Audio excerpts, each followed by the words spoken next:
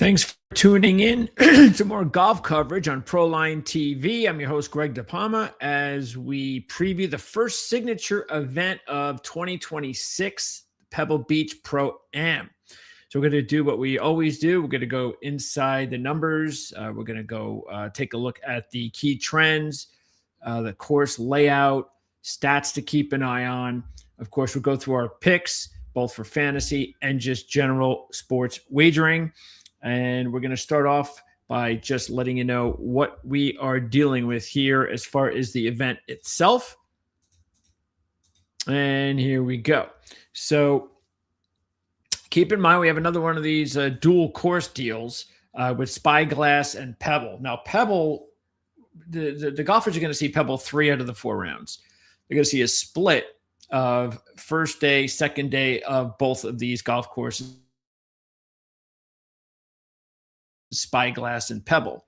Now, believe it or not, Spyglass is the tougher of the 2 courses, yet Pebble is just the more scenic layout, which is why Pebble gets all the glory on TV over the weekend.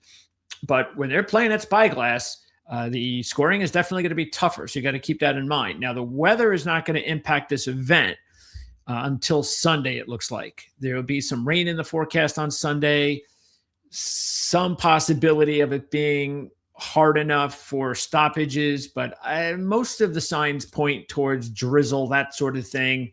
Typical Pebble Beach weather, rain, considering it'll still be in the high 50s, that rain with not a lot of wind, but still it'll make it feel like, 55, 50 degrees to these guys. So not going to be a pleasant day on Sunday. So you definitely want to go out there and get things done before then. Speaking of before then, just quickly taking a look at the live wagering for Pebble. And we're only going to be taking a look. I think it's the last 16. That's because they keep this in mind. They played a 3-course rotation starting in 2010. So that was when they had the Monterey Peninsula Country Club along with the other 2. And then the final day would be Pebble. And then you had the amateurs, and they would stop on Saturday. Television-wise, it really was a drag. And I'm so glad they turned this into a signature event. I'm so glad the amateurs are not going to be around for the weekend. They're still going to see clips of amateurs playing, that sort of thing, but not as much, at least. I mean, you never know how, which directors are going to get into the booth new for the year, but hopefully we're going to just stay away from, because in the past, this was like one of the events of the year, honestly, and it's unfortunate, but it used to be one of the events that I just really didn't care. It wasn't a good televised event because there was just too much amateur stuff. It was too much of it. So I'm glad that that's pretty much going to be out by the entire weekend. And again, I don't think they really hammer it as much as they used to on Thursday and Friday, but you're still going to have to deal with it. So getting back to it, 2010, that's when they had a 3-course rotation. And again, heavy amateurism. And it's those specific 3 courses, the reason why we're only going to go back to the live wagering since then. Even though it's only been the last 2 years that we've gotten rid of the Monterey golf course in the rotation. So just the last 2 years, it's been these 2 golf courses. So you can take a look at it as well if you want to go do your live wagering and take a look at just what's happened the last 2 years compared to the last 16. But I'm still going to give it a little bit of a break and go to 2010. This is not a come from behind event. Okay, so unlike last week, I remember we told you last week when we did this show that you could come back on Sunday as long as you weren't more than 4 shots back. Now, you didn't want to be outside the top 8 because no one had ever won at Phoenix before going into Sunday outside the top 8 until last week. Chris Gutterup started the day in 11th, but he was 4 shots back. So he was at least still in the zone of 4 shots. That's what we basically said. 3 to 4 shots. You don't want to be past that, but you want to be in the top 8. He barely made that inside the trend. And, you could even borderline whether or not you want to. That's for next year, though. But you get what I'm saying. That's a come from behind event. This is not a come from behind event. For instance, round one, half, 8 of the 16 started in the top 5. Okay, that's all right. 6 of them had the lead. All right. McIlroy last year, just to give you an update there, he started 8th, right there, right on the middle, 8th. All right, now after round 2, 10 of the 16 started the weekend inside the top 2. 10 of the 16. 6 of them had the lead. All right, that's after the first 2 days going into the weekend. Now, last year, McIlroy started the weekend 13th place, though, and he was 6 strokes back. Now, remember, you might, like I just said, it's 2 courses, signature event. The field is different. It's better. It's a lot better. It's the other thing when you're taking a look at these stats, even if you want to take a look at it since 2000, the last 16 years, just remember, you might even want to condense it to the last 2 years because that's when the field shrunk and it was the best players of the world. All right. And again, just a 2-course rotation. Now, this was the second straight year that the winner started the 3rd round 6 strokes back. How about that? So signature event 24-25, the winners were 6 strokes back going into the weekend. Now you're saying, I thought this was at a come from behind event. And again, when I usually say that, it's about the final round. But you can come back. You can do that early. And again, this is signature. You can come back early Monday, Thursday, Friday into Saturday. Now you get into Sunday in the final round, just taking a look at 2010, 12 of the 15 winners started the final round inside the top 2, including the last 8. McIlroy was in 2nd last year. So he went all the way from 13th to 2nd going into Sunday. So while it's okay to be behind on Saturday, you want to be final pairing would be nice on Sunday. Okay. And all told, out of the 15, actually, I have to see if I have that because it was 16. I have to see if I have that updated. But anyway, there's usually a reason why I change it from 15 to 16. Sometimes it just could be I missed it. But the fact of the matter is nearly 50% of the players who won this event since 2010 had the lead going into the final round. Okay. Now, that doesn't mean anything in regards to, wow, that's strange. Since you have the lead, isn't that normal? Don't play. Most PGA Tour winners win when they got the lead. Yeah, this might be pretty much average, I would say. I haven't looked at those stats myself, but I would, on a totality, but I would say that's pretty average. And it probably is pretty unaverage. Where you have to come from behind or you have the ability to come from behind going into the final round, which we had last week. Now, since 2010, the farthest back a winner began the 3rd round was 6 shots back. And that happened twice. So those 2 happening in the last 2 years. So there you go. That is it. So I mean, to surmise, I would say don't worry about, especially if you want to just take a look at the last 2 years, say to yourself, when you're doing a live wagering, don't get too crazy. As long as you're within 6 shots going into the weekend, you have a chance for the victory. So in other words, if you have another top player, let's say you have a Scheffler, let's say whoever, somebody that is a really strong player, you've watched him for the first 2 days, you think that he's really close on some of his shots or some of his putts, you still believe in him, and he's 6 shots back or 5 or 4 shots back going into Sunday, and you're getting good odds, go ahead and roll the dice with that player. Now, back to what we're dealing with here, and remember, we're only dealing with the Pro-Am players on Thursday and Friday. And overall, you're looking at a golf course that is very unusual because this would be considered the shortest in all of the PGA Tour as far as length. Okay. Now, again, we're talking about Pebble because you can see there the distance a little bit longer for Spyglass, but the 6,900, very rare. I'm not even sure if there's another golf course on the PGA Tour that is less than 7,000 yards today.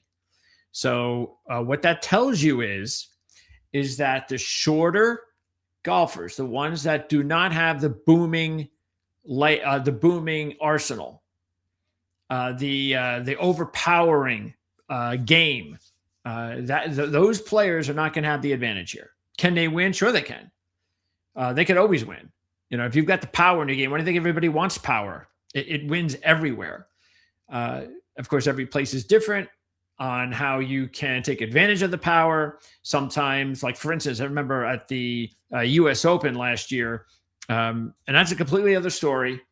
But that was one golf course that I don't even think should be in the U.S. Open rotation anymore.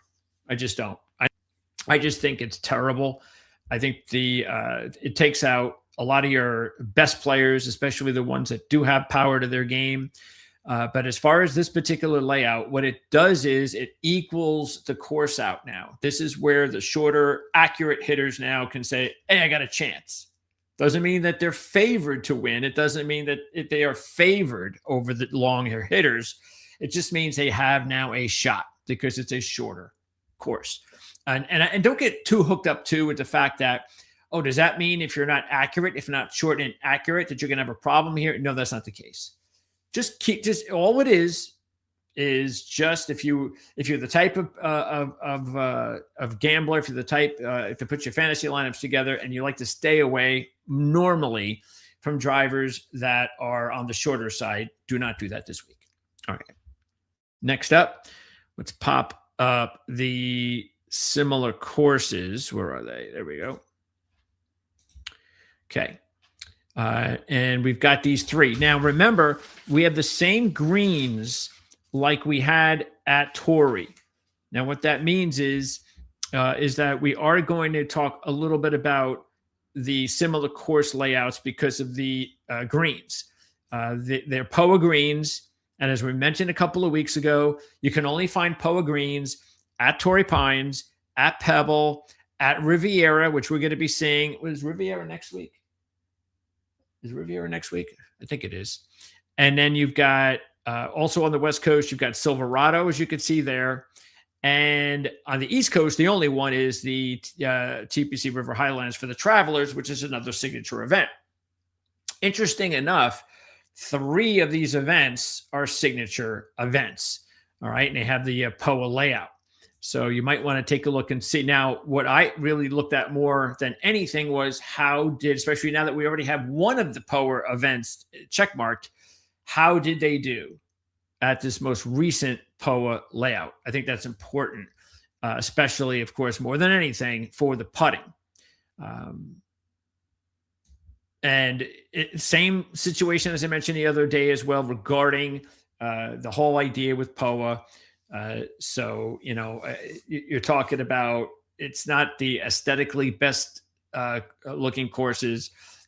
You've got splotchy and streaky greens to deal with. And it's, again, one of those deals where, the later in the day, the greens, they end up growing faster than most others. And when that happens, you get an imbalance and it's not as easy to putt. And they're already rocky as to begin with. So it can be a little bit more difficult later in the day. Once again, does that mean that we have to favor a specific grouping?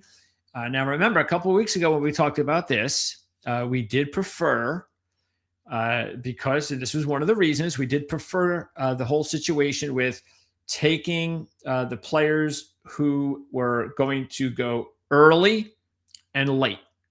So that worked in our favor at Torrey Pines. Okay, Justin Rose was the winner. And so we had some good analysis there, and it did tend to work out. You looked at some of the players that went out late in the day on Thursday, and they really had problems compared to early in the day. It wasn't all about the greens, but they did have a little bit more of an issue in the afternoon. And then by the time you went out on Friday, a lot of these players were far behind that it was hard for them to get back into it. The players that went out early on Thursday could kind of cruise, had a nice cushion, and you saw what happened to Justin Rose. He was really never in trouble all through the weekend. So yes, I would take a look at the tee times and say that this is one of those situations, once again, where I would look and say, all right, I would prefer my player go out there early on Thursday. Not 100%, but it is definitely a preferable situation. Now, this is also one of the smallest greens on tour. So not only is this the smallest setup on PGA Tour as far as the length, but the greens are tiny. All right. So when the greens are tiny, what does that mean? Well, you better have a really good short game. So around the greens, absolutely a major, major stat this week. There are two stats that jump out more than any other: around the green and putting. The putting, POA, very important. All right. And sometimes you can say, hey, I can be forgiving with this player because, he's not all that great with his putter because he can take advantage of this course in so many other ways. Well, this is the kind of course that you just don't have that. It's so important that you have a good week putting here. So again, there are going to be golfers that I'm going to be looking at this week, and I'm going to put some money on that are struggling with the putter. But for the most part, I definitely feel a lot more comfortable if not only do I have a player that can putt well, but I have a player that can really putt well on this surface. So yes, putting, extremely important when you're taking a look at the stats this week. Greens in regulation is also important because of the shorter green. So again, very important there. The fairways are not exactly huge. So you got, a narrower fairway setup. You've got the smaller green. So again, greens in regulation, very important. Around the green, very important. Also, because of the small greens and around the green is going to be a big factor. So will scrambling. So that's another stat that I think you need to keep an eye on this week. So in other words, do you have a really good short game? And if you have a good short game, you are a player that I want to be taking a look at seriously this week. And the other one would be driving. I think driving, I noticed that driving over the last, especially even last year, was pretty important. Some of the top players did really good. Now I'm not talking about length driving. I'm talking about total driving, strokes gained. So that's something also that you want to be keeping an eye on. So those are some of the key stats. And these are some of the courses that you want to be looking at. As you can see there, don't forget that Silverado was in 4 different locations. So you do have to make sure when you're looking at your research, those are the 4 different tournaments we're dealing with since 2014. So you go back, 12 years, 11 years. And then you have the FedEx St. Jude. Now, that's just only since 2022. It's had TPC Southwind and TPC Summerlin. They do not have the Shriners any longer. So last year, that was the first year that they eliminated this event. Not sure why they did that. I think it was probably sponsorship. But and that's unfortunately, too, because of Shriners.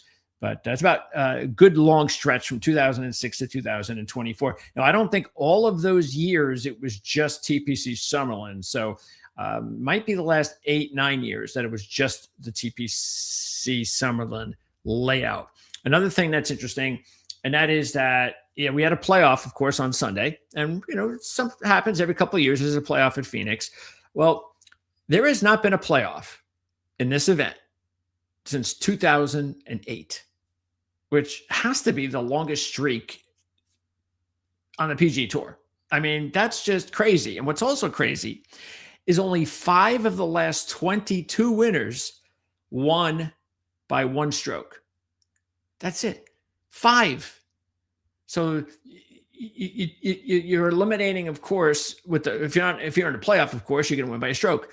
So not only are there no playoffs, hardly, but nobody's winning this event by just a short, tiny margin. And that is something that I don't know if there's a reason for it. I mean, I guess the only thing I could point to are the amateurs. I don't know. It's just there's no other thing I can point to. So, and just remember that even though the 2024 win by Wyndham Clark was by one stroke, that didn't really count because it was only 3 rounds. The 4th round, weather, not good. And so I think it was eliminated. It might have been, it may not have been Sunday. They might have eliminated it another day. And then they ended on Sunday, but it was just 3 rounds. And that's unfortunate, but it is what it is. Okay, so there you go. That's the similar courses. Now let's go ahead and move on to the key trends you want to be taking a look at this week. As far as the trends, Rory McIlroy kind of broke a trend because Americans had won 18 of the last 20 events at Pebble and 78 of 85 now all time.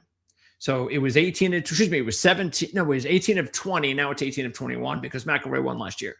It's still an amazing number. 18 of the last 21 being Americans, 78 of 85 all time. But there is a reason for that. And that's why that's just a kind of historical information. Do not wager this week at all on oh, it's got to be an American. No, because as I said before, historically, especially because of the amateurs in play, this was not a setup. This was not a situation where you had all the best players in the world that wanted to come here. It was too aggravating. The rounds were too long. They just don't want to be a part of it. And so most of the time you're dealing with, one of the weaker fields on tour. But the last 2 years, that has completely changed.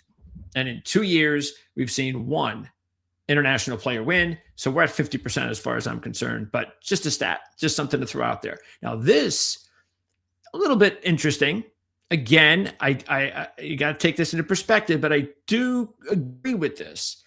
As you can see, we're going back to 1993, the last time anybody's won here that has never made an appearance before, 1993. And then to even maybe add to that, Dustin Johnson won in 2009. We got to go all the way back to 2009, the last time a player made his 2nd appearance. Okay, so man, we're talking about what, 03, 13, 23, over 30 years. Only a couple of players have had like less than 3 appearances. So the average we're looking at is between 3 and 6. That's what you see there. 7 of the last 8 winners between 3 and 6 appearances. McIlroy, I believe, was only making his 3rd appearance last year. So he usually stayed away from this. And because look, it's not on there, but it just to show you exactly what kind of players, what kind of field this was before the signature. The previous 12 first-time winners before it became signature. So from 2023 before, basically all the way to the 2023 year. And we're just talking about the previous 12 first-time winners. So whatever, 2023 to whatever it was, what was it, 2010, something like that, 2011. Those previous 12 first-time winners ranked an average of 142. That's an average, 142. But what were the average rankings of the last 2 years with the signature? 3rd and 10th. All right. So again, not a trend that I would really look into much, other than it's just being an interesting side note. Okay. Let's now move on and get to the players. Here's the main list. All right. We've got and now that it's a signature event, this is now a nice little packed list here. I think, what do we have? 10 players here? 9 players? All right. So we know what the deal is here with Scotty.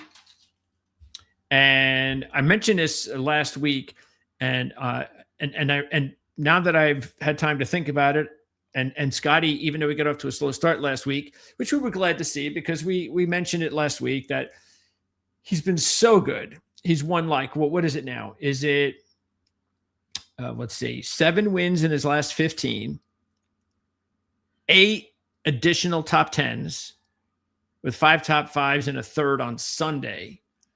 So in other words, in his last 15 events, all of them have been top 10s, which is an amazing run.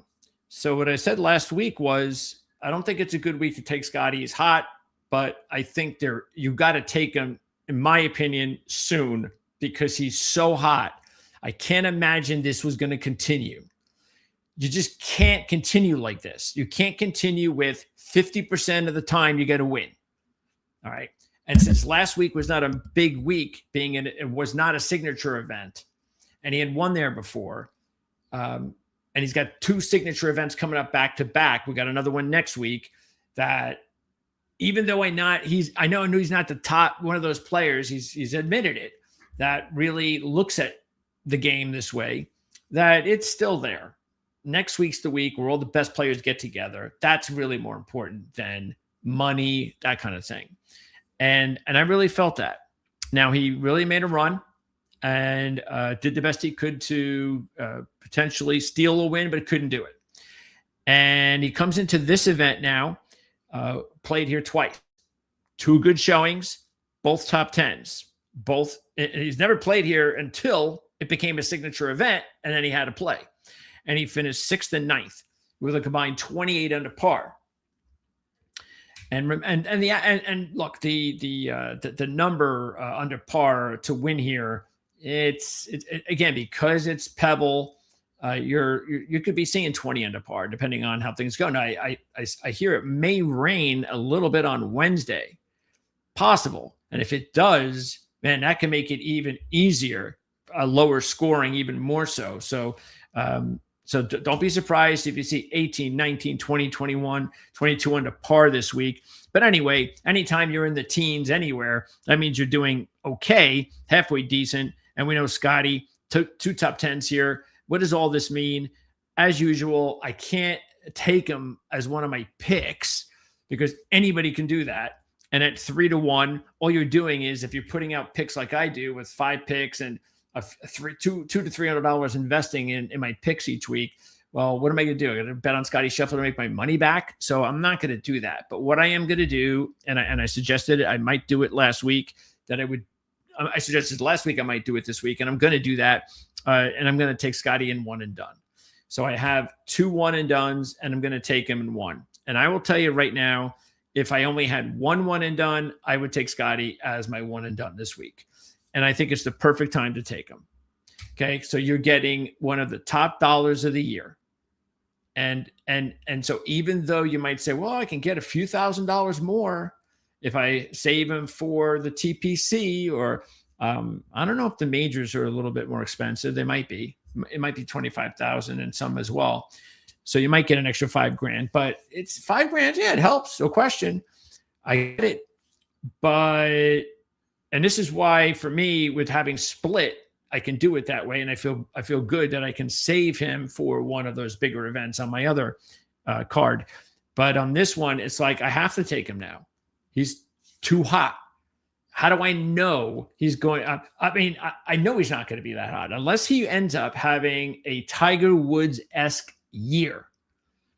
And he wins like 7 times with 3 signature events and 2 majors. If he has a year like that, then I just bow to him. But the bottom line too is, well, what do I care how he does later on, as long as I win now by taking him? And why shouldn't I take him now? He can't be any hotter. So I'm going to take him this week in one of my 1 and dones and go from there. As far as McIlroy and Fleetwood, I'm going to pass on them. Now, McIlroy, the win last year opened my eyes for me to take him in the Masters, and I hadn't done that before. And so if you were with us last year, you remember that. And so that was a great win for him and for the game. And I was stoked because I picked him, and that was great. And that made my year. But the reason I felt that way was because his win here was something that he hadn't done in, like, it might have been ever. I'm not sure. It might have been the earliest he had ever won on the PGA Tour in his career. So he typically would get off to slower starts and not get going until the Florida swing. Well, he got going early, and especially on a golf course, we had no prior experience before. And that's another thing too. Matter of fact, one of the trends I remember I wrote down is that, let's see, what was the other one? Oh, 3 of the last 4 winners did not have a previous top 10. All right. So you do not have to have success here like that to win here. Okay. So, and Rory didn't have that type of success here. His best finish was 66th. And he missed the cut before that, long time ago.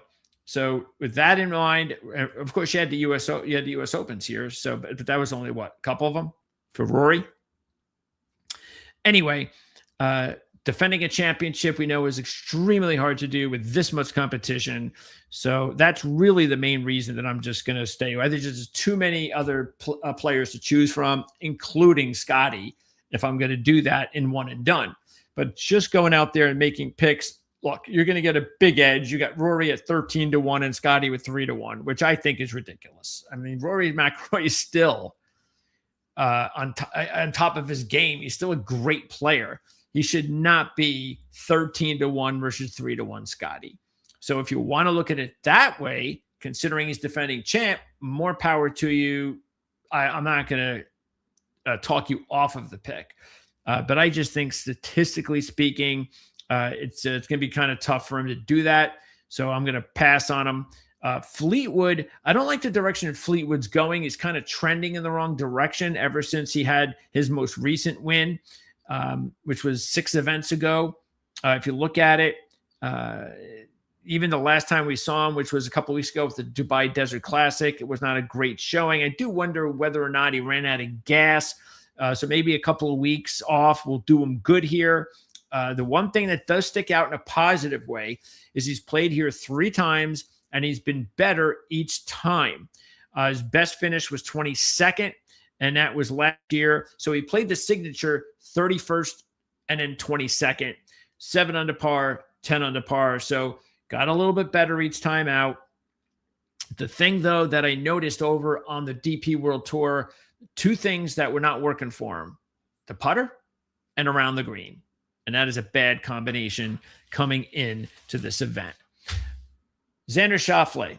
Let's talk about him, because Xander Schauffele, and I know he's not on this list now because he's now been moved over to the Contenders group, and that is Ludwig Oberg. These 2 players are 2 of the top players in the world where their games are just not right.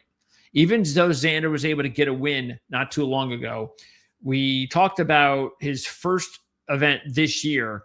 I think it was the Amex maybe, and about how it was important to see what his game was going to look like. I mean, was the win, which was his first win since the Open Championship in 2024, was that going to kind of springboard his game again? And he was going to start plucking out wins here and there, or at least top 10s. He was going to go on one of those rolls. No. And it turned out that that was just a good week for him. His game is the only thing that he's got going for him is the putter. That's it. He's been good on the putter at these surfaces. Other than that, all of the other stats, especially the ones that are important to this golf course, he has not been on his game. So that would definitely worry me. He's played here twice. He didn't play here last year because of the injury. When he played here in 24, he was only 54th. So I'm definitely going to skipping Xander this week. The rest of this field, though, all these other players are definitely live. Of course, Justin, sort of like Rory, winning back-to-back. That's another thing that's going to be really hard to do. But Justin has played well here. 6 out of 6 cuts, 4 of those top 15s, a couple of top 5s. He won here the year before it turned to a signature event in 2023. And in his last 3 years, he's been 1st, 11th, and 3rd. So even in the signature events, he's been really strong. He's combined 47 under par. So the good news, too, is he's 28-1. So you might want to take a look at Justin Rose with an extra week off. You might want to look at him and go, why not Justin Rose go back-to-back? Why is that not possible? It is, especially how good he played. And you're getting 28-1. So he's not going to be one of our picks this week.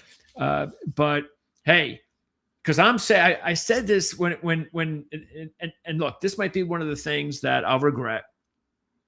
But I did say this when we were talking about the picks a couple of weeks ago when we liked them, and we just missed our picks on the board. But obviously, we made money off of him. But it hurt because he could have been a one and done for us. And that really irks me that I didn't get him for that one. I could have, but I held him back because I really want to take him for the Masters. And I'm still going to do that.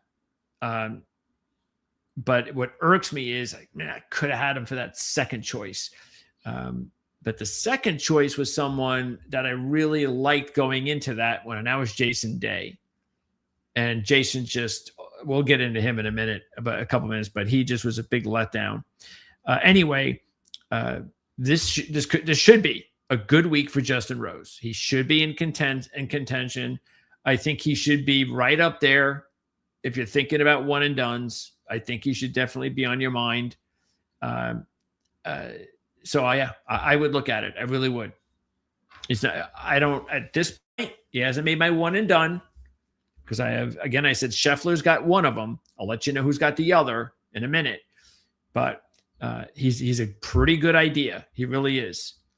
All right. Now you've got Victor Hovland as well. And Hovland's another good pick. There's only one big problem with Hovland more than anything, and that's his putter on this surface. Not good. But he's got 18 straight cuts. He's got 6 top 10s worldwide over those cuts. He's got the Valspar win during this stretch. He was 10th last week, and that was only his first PGA event of the year. And the one thing that he really has, when you're looking at stats, he only has one thing going for him, but it's a very important one, and that's around the green. He's really been strong around the green, which was never his forte. But this is really, he's been really good around the greens. And with that kind of game, and then you throw in the putter, and then you contrast that with the putter struggling and all the other stats that are important this week. That's the reason why I'm a little bit hesitant to taking him as one of my picks, but he's definitely up there in consideration. A really good choice this week is Victor Hovland. Let's move on. In this group, look, I'm just going to say this about Chris Gotterup.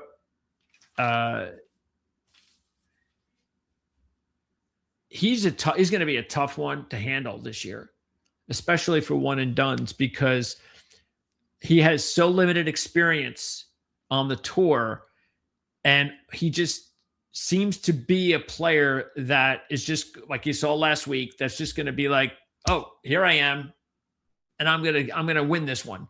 It's like, well, how did you? I don't understand. But he's so hot right now that it's going to be tough to figure out when that's going to be the choice. But this is no fluke any longer. He is just going through a tremendous run right now, and it's really amazing because there's so many quality players that are consistently good. I'll talk, how many times we talk about these players, and we'll keep doing it. 18 straight cuts, 20 straight cuts, all these top 10s, top 5s, but one win, no wins. And here's Chris Gotterup up 2 wins, 3 wins. It's like, wait, what? So yeah, it is what it is, but he's on a roll right now, which you have to take into consideration. Now, this week, I can't imagine. I mean, that would just be going too crazy, but I would definitely take a look at him even next week or the week after. I mean, or the next, big event. So he's got to be, we're going to try to do our best to hit him when he goes out there and maybe gets another win. But once again, if you take a look at him and what you're thinking about him this week, he's a first timer. But last week he had never made the cut. He was 0 for 2. He never made the cut at Phoenix, and he goes there and he wins. So now he's going to try to go back to that streak that hasn't happened since 1993, first appearance. But again, back to back, the way he's been winning, it's just too much. All right, Russell Henley is not a bad idea too. Here's another guy that has been really dialed in. He's a really good one and done option this week because he's got 10 straight cuts and they're all top 20s. All right, all top 20s. So even if you don't hit him with your one and done, you can feel good that you're still going to gobble up some points. 6 of those are top 10s, 3 top 5s, and 2 runner-ups. All right. So the last time we saw him was 8th at Amex. So he's had more than enough time to get ready for this one. And the stats are all good for him here, except 2, and those are the most important. He hasn't been on his game around the green, and he's been a little bit below average with the putter on this surface. That's why I just can't take him this week. The last player to talk about here is the player that right now I am leaning towards in my one and done, along with Scotty, and that's Siwoo. Now, I don't really like the fact that it's 25-1 for a player like Siwoo. You know, he hasn't won enough on tour to be 25-1 in my mind. But nobody's hotter right now without winning than Siwoo. And if you take a look at his recent history here, it's been good in the 2 signature events. Because prior to the signature events, when he was playing here, he had nothing. He had 1 top 15 in 6 appearances with 4 missed cuts. And he did, even though that one top 15 was a top 5, but that was it. But the last 2 years, he's been 14th and 12th with a combined 23 under par. That's good to know. Also, the stats, including around the green, he's been really good around the greens.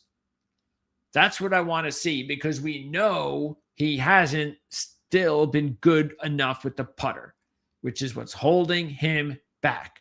But the reason why I'm going to take him this week, or I'm leaning in a one and done, is because he's so hot, as I mentioned, with 11 straight top 25, 6 top 10s, 5 of those top 5s in a runner-up, 3rd last week, average in his last 6 events, 4.8.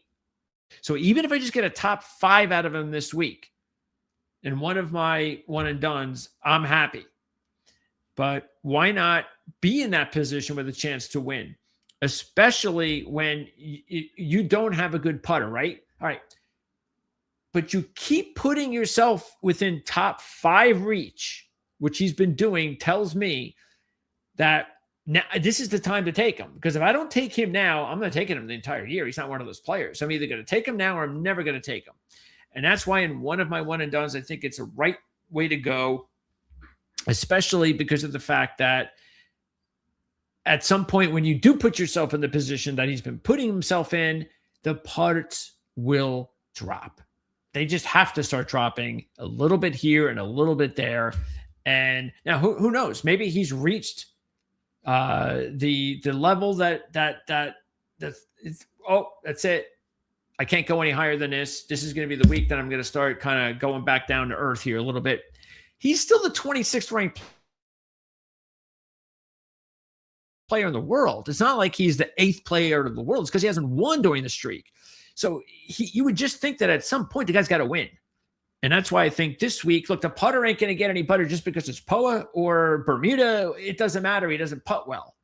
So sooner or later, if you think he's going to win, sort of like I just said with Scotty, well, I got to take him now. He's on top of his game. Now is the time to take a player like Siwoo Kim. All right, let's move on. Go to contenders. And we got a lot of good contenders here.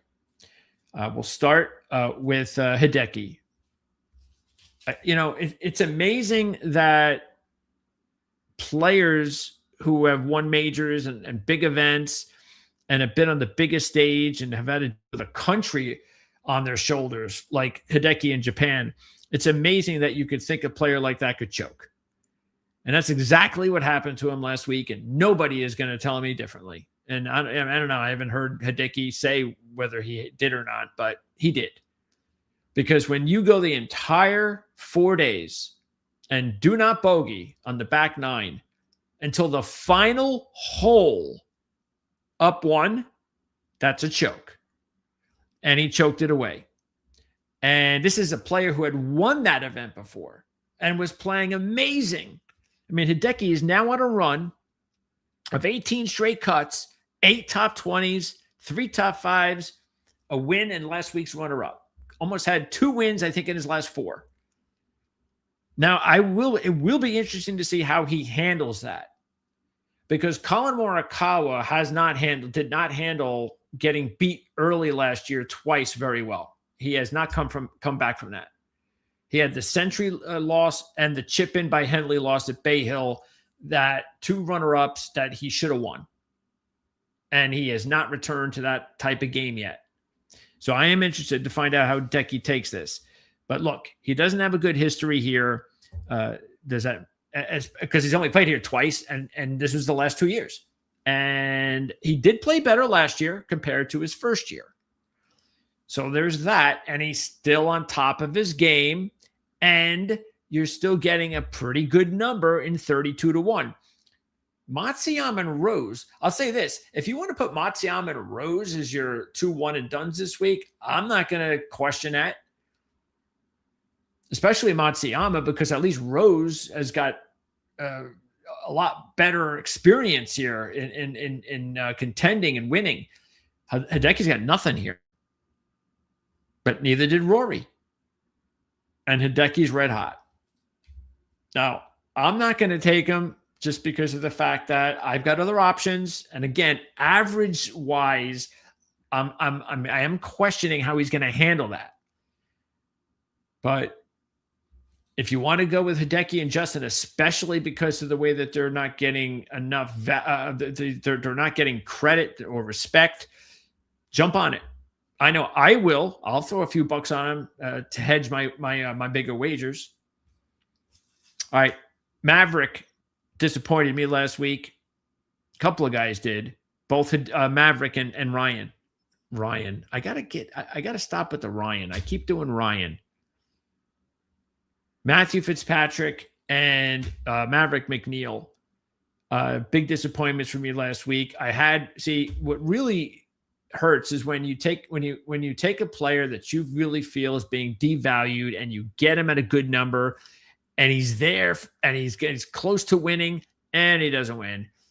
And then all of a sudden the next week, his odds go down almost 15 points. When you had him right at the number you wanted him, when nobody was respecting his number, that's the week you want to take advantage of it. And Matthew completely destroyed his momentum on the 16th on Saturday. I don't know. Understand why he would do something like that. He's playing great golf. He's like tied for the lead, one back, whatever. Everything's going great. He goes to 16. All he needs to do is put that ball on the middle of the green and just par your way out of there, get out of there, keep the momentum going. And he goes for the pin. He goes for the glory, the hole-in-one glory at the 16. And that was it. It was over. He completely destroyed his momentum and never returned. And Maverick starts the day. He also crumbled late, very late, not a lot like Fitzpatrick, but a little bit. But more importantly, he's within 2 strokes, fine, great position on Sunday, does nothing. Nothing. So he really was a big disappointment for me on Sunday. But I still think he's a good pick this week. And I feel the same way about Fitzpatrick, because you're still getting good numbers. They played well last week. Just because they didn't win, they still are, especially Fitzpatrick being a world-class player. As far as McNeely, he did have a runner-up here in 2021, so that's nice. He's got the putter going. That's nice. Or I should say he's got the putter is good on POA. I should say that. And I'm going to rephrase it, because when I looked at his stats from Torrey, not so good. So he was actually a little bit average, his putter. So it should have been good. Instead, it was average, if not below average at Torrey. And because he was a little bit below average at Torrey, that did scare me. But I still like him. And the other stats are all, average. That's it. He doesn't have anything great going on in any of the stats. The best thing he has going for him actually is the putter, which kind of let him down at Torrey. So you see what I'm saying? But he's got 6 top 25s in the last 7, a couple top 10s, 1 top 5, 13th last week. And maybe the fact that he got because this is a player that hasn't really taken that next step in competing in front of the big time and the big cameras and the big events. He's been able to compete in some of them, but he hasn't been able to consistently do it and win one of those. And so that's why I'm hoping that, the first big time he gets into that position this year, it'll help him for this week. So that's why I think he's still a pretty good pick. Also, he's got good stats, results at some of the courses that we mentioned before when we started the show. And then Fitzpatrick has got a lot of experience here. He's got 6 appearances. Last year, he was 7 under par, finished 48th. He does have a top 10, so that's good. Remember, part of the reason we liked him last week at Phoenix was because even though the results weren't there, if you looked at it as we did and went over, he wasn't playing well at the time anywhere. And that's another thing I think it's important to consider when you're doing your results. All right, he's not. I mean, if he doesn't have any good results there at all, then I don't get into deep diving. But when I see something like this with Fitzpatrick, or like last week, when I see, he's got one good result, but a couple of bad ones, I want to find out, well, what happened during the good result year and the bad result year. And for him, it worked out because when he had a good result at Phoenix, he was playing well. When he had a bad result at Phoenix, he wasn't playing well. And I know he was playing well going into Phoenix last week, and that's why I thought he was a good wager, among other things. Well, this week, it's kind of much of the same in a way because it's still same time period. So I'm willing to give him into that. The thing that does concern me the most is the putter. It let him down last week. Before the 16, he really should have had 2 or 3. He actually should have had the lead going into 16. The putter, he consistently put himself in range to knock down a couple of more putts and couldn't do it. So, and then what happens when you do that? This is the problem. What happens when the putter's not working? Because when that happens and you don't take advantage of those opportunities, then you're going to have a wayward tee shot, a wayward approach, a bad up and down. That all of a sudden now you're putting for par at a longer distance than for birdie, and now you're bogeying. And that's what happens. And then all of a sudden, that over a 4-day period will catch up to you in a bad way. So what's good, though, is the other stats are really good. Okay, the greens in regulation, the driving is really good. And most importantly, he was really good around the greens last week. So I think Matthew is a good choice again this week, just like I feel Maverick McNeely is this week too. Also on this board is Cameron Young. He was a big disappointment as my top pick last week. Very disappointed. And yeah, for me, I think it was just a matter of I was hoping that the stretch, that end of the year stretch that was continuing, this early season was going to be, okay, we're getting the Cameron Young we've been waiting for. Now he's trending the wrong way. And until he gets back to going the right way, I can't take him again. No, forget about the first pick. I can't take him at all. He's played here twice. He's got an even par score combined. And again, I just think he's heading in the wrong direction now. Not a player that I would want to take at this point.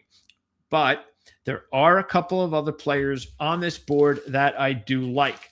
I'm going to talk about the ones I don't quickly. Patrick Cantlay. The good news is he's made all 8 of his cuts here. 5 of those are top 15s. A couple of top 5s. Unfortunately, he's trending the wrong way here. So his results are not going the right way at Pebble, but he still has a good history here, including all 8 cuts. He's coming off a missed cut last week as well. So I'm just not on board with Patrick Cantlay's game right now. And look at the Thorb Bjornsson, the former amateur who made a name for himself on the PGA Tour a few years ago, is definitely a riser. We all know that. He's going to be, he's like a player that in a year could be a Goddard. That's kind of talent he's got. He had a good showing at Pro Tour last year, so that's good. And you look at his stats, and they are very good. There's just one stat that is not working out for him, but he's very good with all the other stats that are important to play well this week, except the putter. So you got a situation where a lot of things are working out for him. Again, good showing on a couple of the courses that are similar. The stats are excellent with what you're looking for to play well here. He's trending in the right direction, coming off a third last week. But there's two things to worry about. One, the putter is not on POA. And two, he's never played here before. Okay. So again, should be somebody to keep an eye on this week, no doubt about it. But there's just a lot of competition he's going up against. One of the players he's going up against that I will not be taking as well is Jason Day. Again, Jason was a big letdown a couple of weeks ago. And he needs to look, I think he's a decent option. I do. I'm trying to slam him. I just think that when your game statistically says you're doing well, things are going well. It's not a 6 months, but it's a few months and things are starting to look good for Jason. And then you go into an event, Torrey, where you have a really good history. You should do really well here this week. And then everything just fell apart. His entire game basically just left him. And I'm sorry, but that kind of game is too confusing for me. I need to see some more proof that this week comes out. Again, I think is a good option. You're getting almost 40-1. I'll probably throw a few bucks on him. But and look, one of the main reasons I think he's still an option is overall, if you look at it, he has the best model stats fantasy-wise than any other player here with what you're looking for. He's made all 15 cuts here. 15. He's 15 for 15. 9 of those are top 10s. 5 top 5s and a runner-up. 10 straight top 25s. A one-and-done option. He should be, right? He's never won here. That's strange. Now, again, maybe you take that as a good thing. Maybe he's due. Maybe the Torrey week was a blip because all the stats are look, he's scrambling very good this year. Very good this year. The putting, solid. But then it disappeared at Torrey on POA. Completely disappeared. And the other thing that disappeared at Torrey was the game around the greens. So again, the two important stats he needs to be playing well at coming in here, he just blew a couple of weeks ago. So I don't know to make of that. I don't. It was almost like he had a cold or something that week. But again, we're not talking about a player with a year's worth of really good stats. We're only talking about a limited time, but we are talking about a world-class player who's done it before many times over. So look, is he a good option? Yes. Would I take him with others out there for one and done or a top pick or two? Probably not. Okay. Oberg is the other guy, as I mentioned with Schauffele, another world-class player who's just statistically speaking is just not good. I mean, Oberg's games is just bad right now. So I don't know what's going on there. He's too talented. So I don't know. I know he had the illness and he was one of the players that was out there. And this was really just, I don't know if you remember Torrey Thursday pairings. Yeah. Again, they had the afternoon pairing. Oberg was with Schauffele and Koepka, I believe. And all three of them were terrible. And Rose, where was Rose? Rose, trying to think, was no, wait, when was this? I'm trying to remember when it was. You know what? It could have been, I know the time difference was a little bit off. I think it was Thursday. Actually, I can't remember what it was, but all I remember was, which I know happened, was watching the coverage had had us watching these guys who collectively were like 15 over par, but Brooks Koepka was playing and Brooks was back on tour. They were not only watching them, which again, you're going to follow 3 around and that's fine. But then it's like they're going to a break, they show the split screen and on the one side, okay, that's usually when they show all the golfers and let's see exactly what else is going on. They're following these guys all over the place. It's like, why am I looking at a split screen of this? I'm watching them walk. I'm watching them hang around the greens. They hang around the tee, waiting to get their shots. What are you showing me? Why do I need to follow these guys all over the golf course when there's other? And the thing I recall, as soon as they were done, there was another group that came on later, the last couple of last few rounds, and they were so much better. And the only reason I got an opportunity to watch them was because they were still out there and I had a few more rounds with them and their scoring average was like collectively like 10 or 15 under par. Oh, don't show those guys. Let's show the guys that are playing awful and let's just keep showing them. So whoever these directors of these events, and it's not just because it was Brooks. It happened again last week. It's happened over and over again. I just don't understand when you've got cameras on just about every hole. I don't get why you think we want to hang around with a threesome for like 10 straight minutes. Why? You're telling me, and especially last week when it's like a Saturday and you have players within 3 or 4 strokes of the lead, I don't think I saw like a shot from several of those players for hours.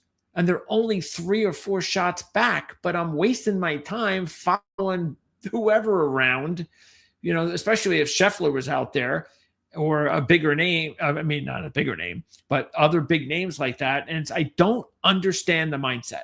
I'm sorry, I just don't. All right, enough of that. Let's get into, because we still have a few more here, but I was getting on Oberg because Oberg is playing awful. So yeah, just forget about Oberg. I came really close to not even putting him on this board. That's how poorly he's playing, but he's too world-class a player.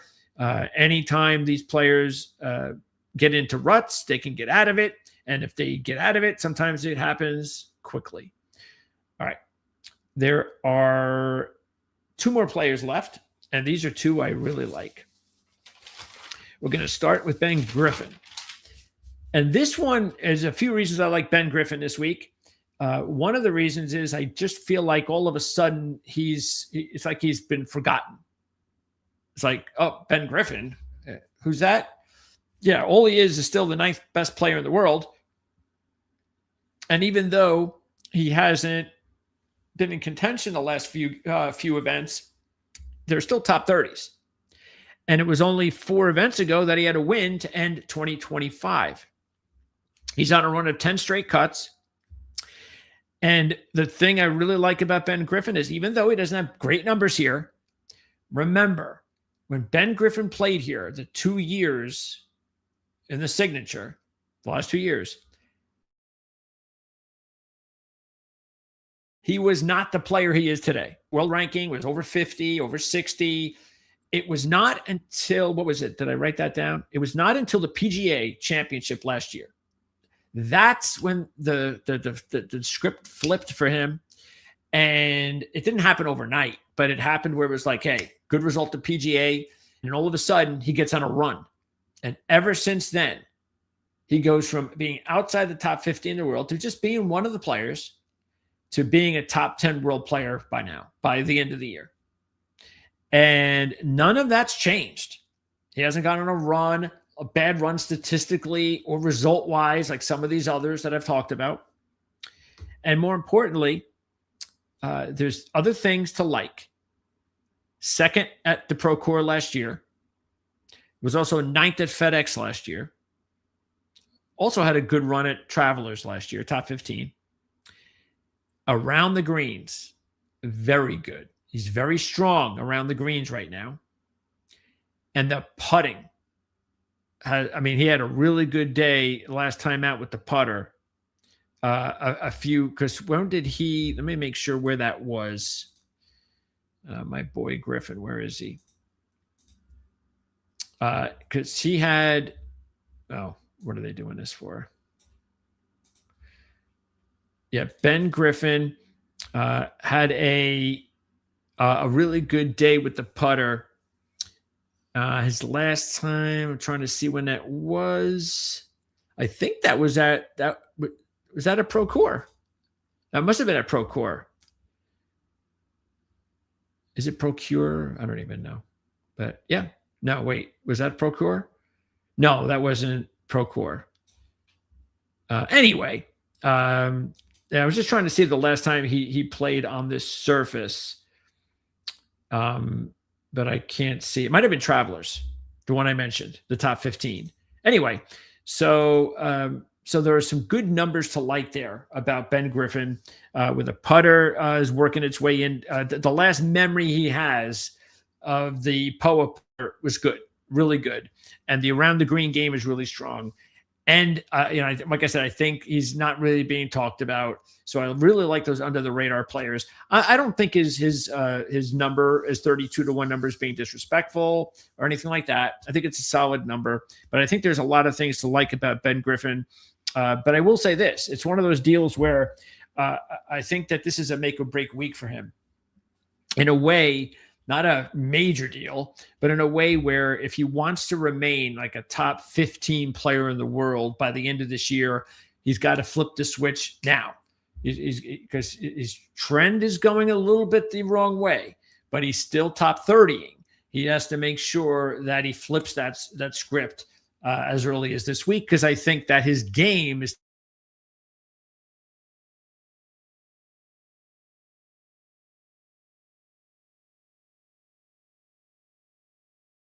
this week is one of my top picks, and that's Jake Knapp. So we mentioned him a few weeks ago. I don't know if we mentioned him too much last week, but we did mention him as he was somebody that just missed our picks. And this week, we're going to go for it. He has only played here once. That was last year, but he was a solid 33rd. So that's nice for your first appearance. But what's really good about Jake's game right now is he's got 9 of his last 10 cuts have been made with 8 top 30s, 5 top 15s, and 3 top 5s. This year, he's played 3 times. He's got an 11th, a 5th, and an 8th. So he's coming in really, really strongly. During the 10 event stretch, the 9 out of 10 cuts, he's gone from 96th in the world to 62nd. So he is a win away from probably cracking, especially a win like this, from cracking the top 30. Maybe he can get into the 20s with a win like this. The green is game average around the green. The game around the green is about average, but his last time out last week, very strong. So he had a good showing around the green last week at Phoenix. Also, his best stat among these stats is scrambling. So scrambling's a real good stat for him. Around the green, really strong for him last week. And just as important, the putter is good. He's got a good putter at POA. And matter of fact, at Torrey, he was one of the best putters that week. So that's a lot to like about Jake Knapp's game. The only thing that is a bit of a question, he's only played here once. So we'd have to go into Dustin Johnson territory. And you know what? He kind of has Justin Johnson's game, doesn't he? All right. So those are the contenders. And then we're going to wrap it up with the pretenders. No, we won't. We're going to wrap it up with the long shots. Okay. So with the long shots, let's talk about the ones that matter the most. I think the only thing to like to me, or I should say what I like the most about Sam Burns is he's 60-1. Last week, he was like 30-1. So I'm getting 60-1 now when he has actually been one of the best POA putters. Okay. That's good. He's also played here twice in the 2 years, his signature. He's been in the top 25 both times, one in the top 10, and a combined 22 under par. So that's good. But here's the problem. You got to remember, he hasn't won since 2023. So that we just talked about Goddard's 3 wins. Well, he hasn't won since 2023. He's also never won ever following a miscut, which he had a miscut last week and did not play well at all last week. Matter of fact, he was dead last, 178th last week around the green. That was dead last. Was he really 178th? That's a big number. Could you be 178th? I don't know. Whatever. So he was dead last week. And the other stats are average. Nothing great, nothing terrible.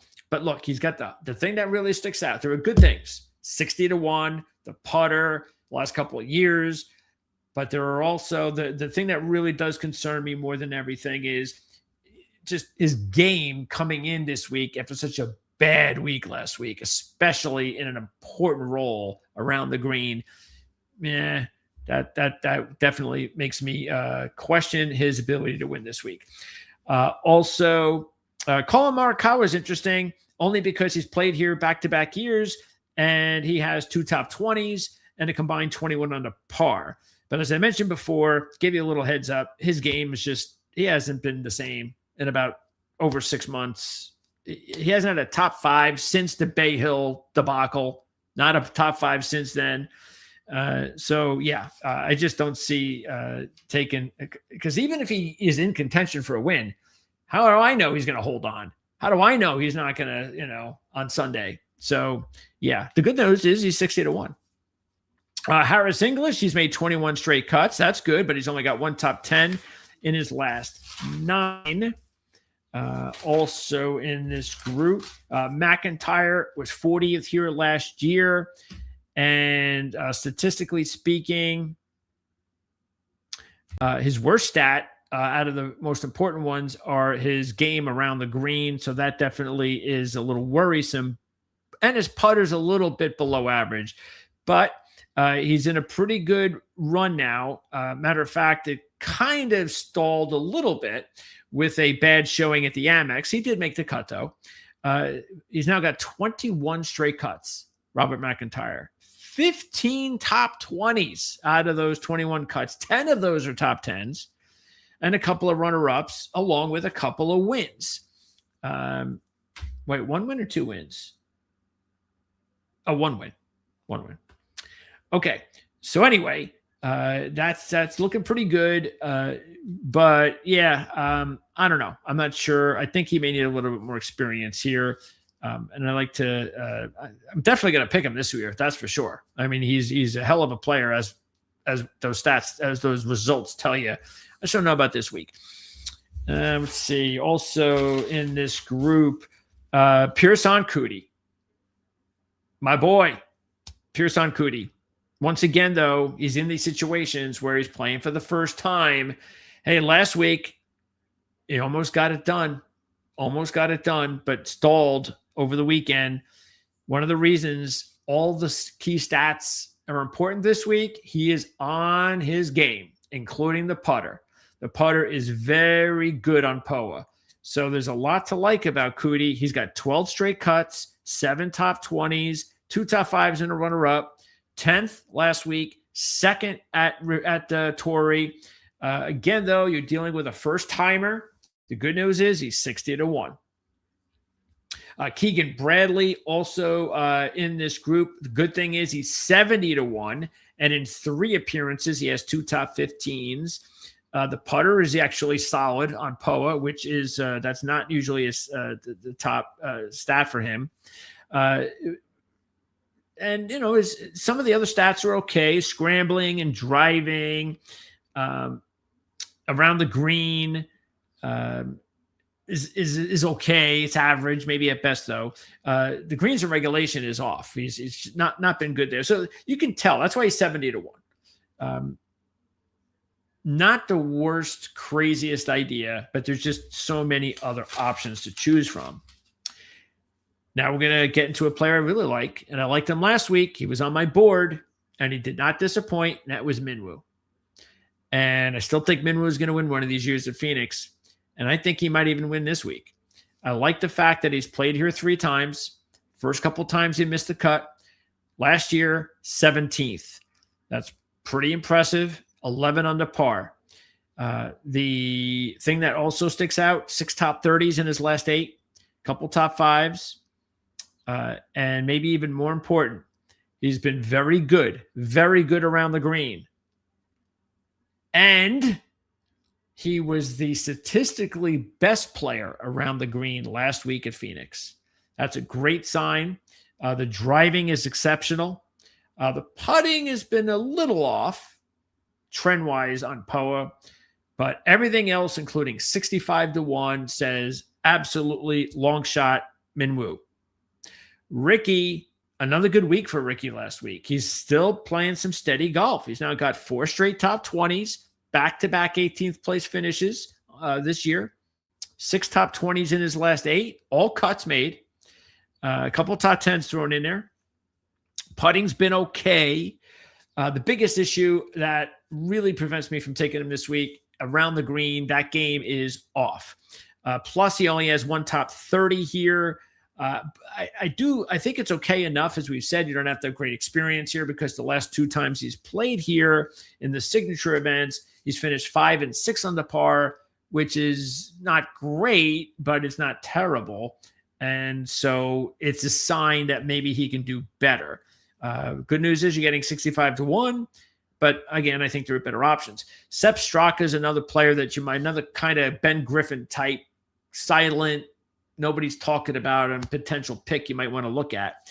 He's done better each time he's played here. He's gone from a miscut at 11 over par to 26th at 8 under par. Last year, he was 7th at 16 under par. So those are big improvements every time he's played here. There's a big problem, though, and that is his putter is really bad on POA. That is a problem. Right now, it's been really bad on POA. But he's coming off an 18th place finish last week, and it wasn't long ago he had the 3rd place showing at Hero. The stats, besides the putter, well, actually, the driving and greens and regulation are not that great either. Should throw that in there. But he's got the 2 stats that do work for him are around the green. Scrambling is a little bit better than average, but around the green is really strong, and maybe that can compensate. So again, not sure he's a pick, but he's definitely someone to consider. Shane Lowry, look, what Lowry and Rory did last year are prime examples that if you have limited experience here, you don't have great experience, whatever the combination is, you can still compete here. And that's what they did, both of them. They both had nothing here in previous, especially Lowry. Rory had only played a couple times. Lowry played here 5 times since 2019 was the last time. And he had 1 top 20 out of those 4. Okay. And he comes back last year after missing it for whatever, 5-6 years, runner up to Rory, lost by 2 strokes. He's got 5 straight top 30s worldwide, 4 top 15s, and 2 top 5s. It's just too much of a mystery for me, though.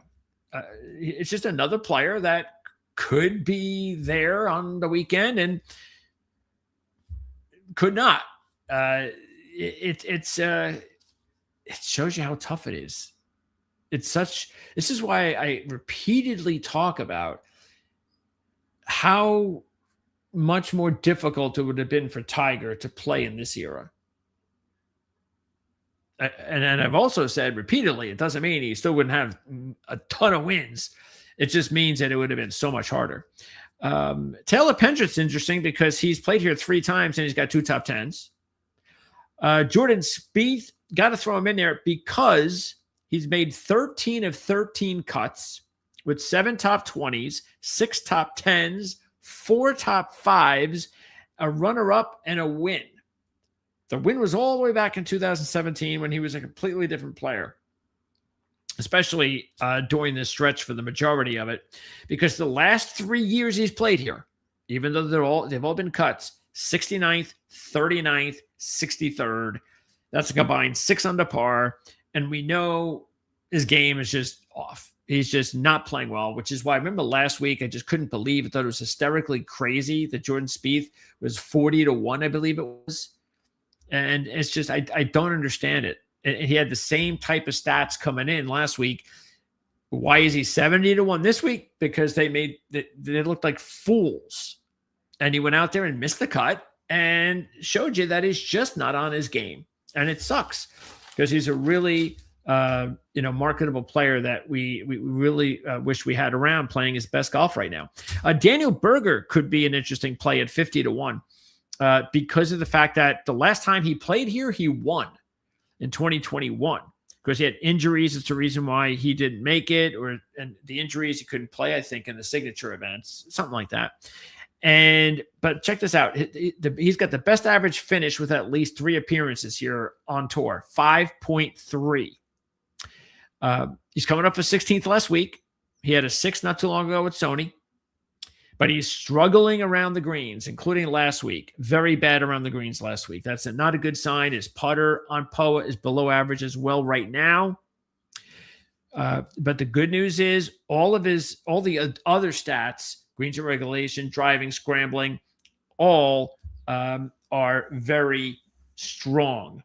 So there's a lot to think that to like that Daniel Berger off of last week's showing could have another good showing this week. Wyndham Clark's another player I want to mention because I think that he's a player that I don't think is a bad idea. At 80-1, I think he's great value. This is actually statistically, average speaking, the best golf course for Wyndham Clark. He's typically not a player that has certain golf course. Oh, you take a look at Wyndham and hey, every time he's here on these 3 or 4 courses, take him. No, there isn't. Yes, there are a few golf courses that he has even better statistics than this, but he's never won there. Here, it's one of the few that he's actually made the cut every time he's played, 5 or more appearances, but he's also got a win. And he's got the most earnings here. And I'm getting 80-1. Plus, he's coming off the showing last week where he gets off to the bad start and finishes his final 3 rounds at 11 under par. Meaning, if he just started the week last week at 4 under par, at 68, he would have been right there on Sunday for the win. So the fact that those last 3 rounds were as good as just about anybody out there, that tells me that coming into one of his best venues, Wyndham Clark at 80-1. Could be a nice play.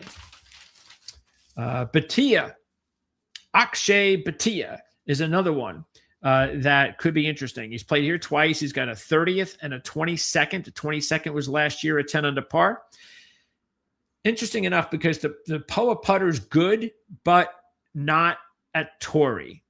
He was the worst putter that week at Torrey. The worst. So that, I'm sorry, I can't play a golfer that the next time they're coming to the same surface, they were the worst statistically that previous appearance. I mean, even though it was a different golf course, but same surface. Now, he had a strong showing last week, which is 3rd. And that's a reason, and the results here are to say, oh, okay, 60-1, that's a solid number. But the driving is also not very good. And really most of the stats have not that you need to succeed here have not been going good for Akshay. So look, if the putter, if he didn't have the show in at Torrey, he could be that more interesting because he normally was on his game on POA. But that's just no, I can't do it. Sam Stevens may not be a bad long shot at 90-1. He's the 39th player in the world, ranking wise. He was 34th in his first appearance, 17th last year at 11 under par. Unfortunately, the putter, not good. He's not been good lately on POA. And at Torrey, which he played, he was not good at all. So the putter has not been really good for him. On the bright side, I mentioned the result, and everything else, the stats are all good. He has all good stats here that you need to win here. So not a bad idea at 90-1. I'm willing to forgive the putter at 90-1 when all of the other stats and the results tell me that this guy might be a decent long shot play. Speaking of 90-1 shots, I really like Sahith this week. Sahith is a really good pick. Okay. He's got everything you kind of want from a 90-1 long shot. Does he have great results here? No, but he's made all 3 cuts, including the last couple of years. He was 6 under and 9 under. His putting on POA is one of the best. He's on a run recently on POA of being one of the best putters. He was the 6th best around the greens last week at Phoenix. So he comes in with one of the best POA putters. He was really strong around the greens last week. That combo is what you're looking for. Now, in some of the other stats, that's where he's more average. He's just world average. Nothing great, nothing terrible, but good enough that some of these other really good things. And again, remember too, this is a player that when you look at some of those stats, you were looking at a player that was dealing with health issues. And so his stats were not going to be good. Some of them weren't going to be good. I mean, and you might say, well, what about the putter? How about that? Well, yeah, but we're only dealing with POA with 5 courses, 6 courses. So he doesn't have a bigger sample size. And you want to know something else? He won at the Fortinet in 2023. One of the courses that has POA. He was also 2nd at Travelers and a couple of good appearances at Genesis over his career. So the similar courses are good. And he's on a run too. In his last 3 events, 8th, 7th, and 18th. At 90-1, I think Sahith is a really strong long shot. And we only have a couple more to talk about. Bridgman, I want to mention him because he's like the elite POA putter right now, Jacob Bridgman. So you have to recognize him, especially after an 18th place finish last week, a 13th before that, and a 4th before that. The problem, 2 problems. He's never played here, and I've got better players who've never played here that I would pick. And he's been terrible around the greens. And that's a part of his game that he's got to improve upon. And that's not what you're looking for when you're trying to pick a player this week. And then the final player I want to mention out of this group is Hisatsune, Ryo Hisatsune, the Japanese player who made a good run last week with his fellow compatriot Matsuyama. Well, Hisatsune will be playing here for his first time. This is another better first-time player. We have Kuti, we have Thorb Jorgensen, and we have Hisatsune.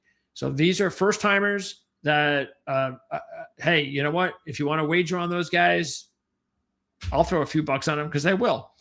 But Hisatsune, I'd rather do that too at 150-1. That's a big number.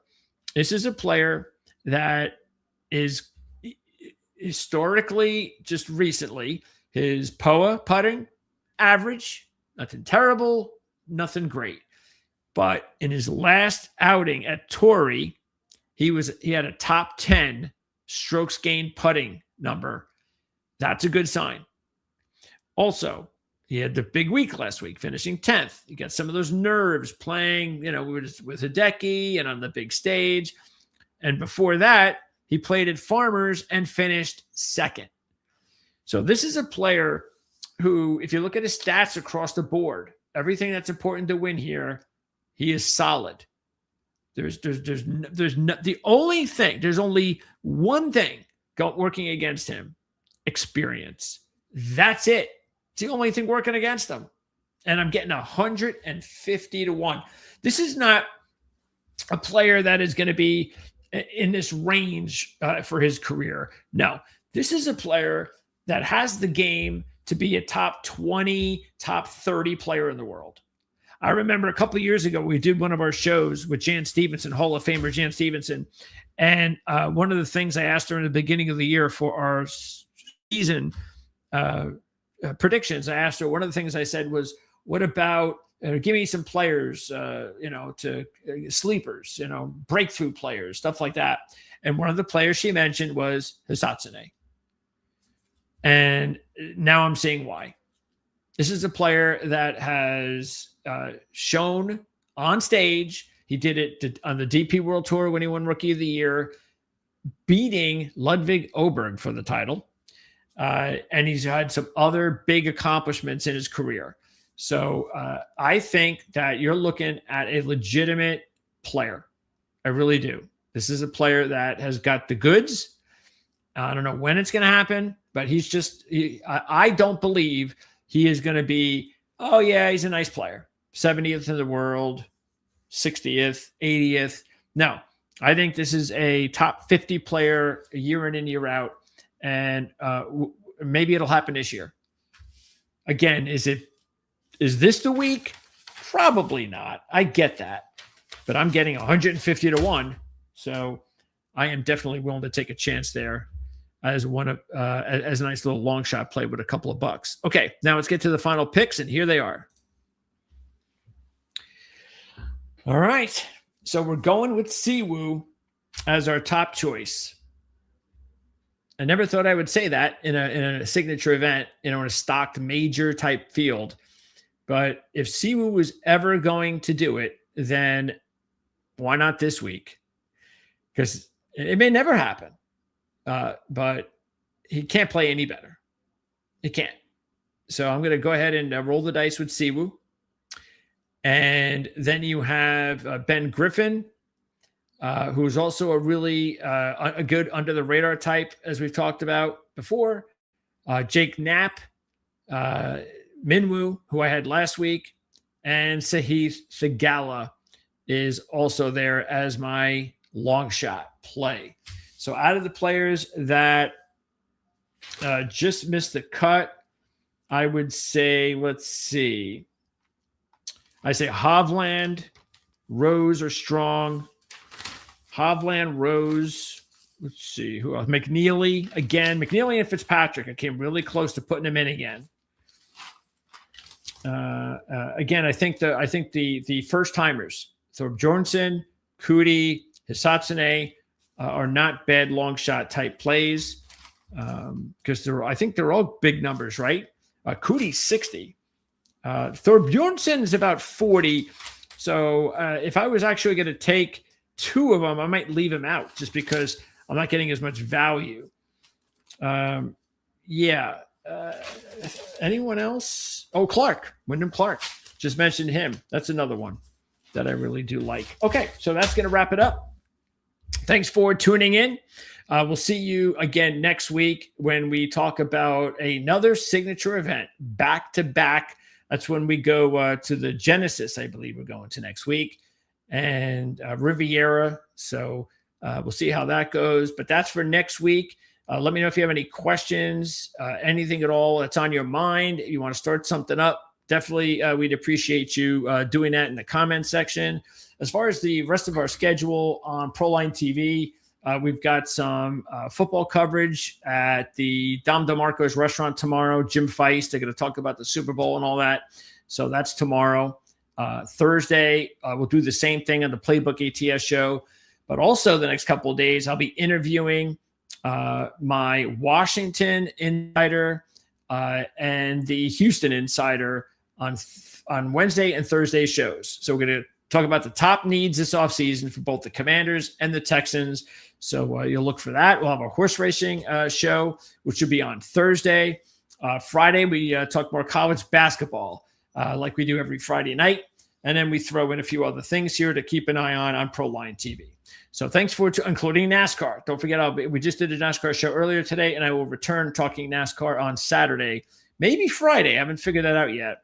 After the duels, which will set up the starting positions for NASCAR. And we're doing a contest this year at DraftKings. So you might want to look into that if you're into NASCAR And yeah, that'll wrap it up. So if you missed it, don't forget to check out our on-demand library where you can take a look at the show. I'm going to put, and also you can take a look at the bottom of the show. I'm going to have markers there. So this way, if you don't want to hear me talk about this, that, or the other, and you only want to hear this, that, or the other, you can take a look at the markers on the bottom of the screen. You can just fast forward to the specific parts of the videos each week right here on our golf coverage and dive into that whenever you want, and then move on to bigger and better things. So thanks for tuning in once again here to our golf coverage. Best of luck this week. Let me know what your picks are. And I hope you have a really good weekend this weekend watching golf, and we'll see you again next week.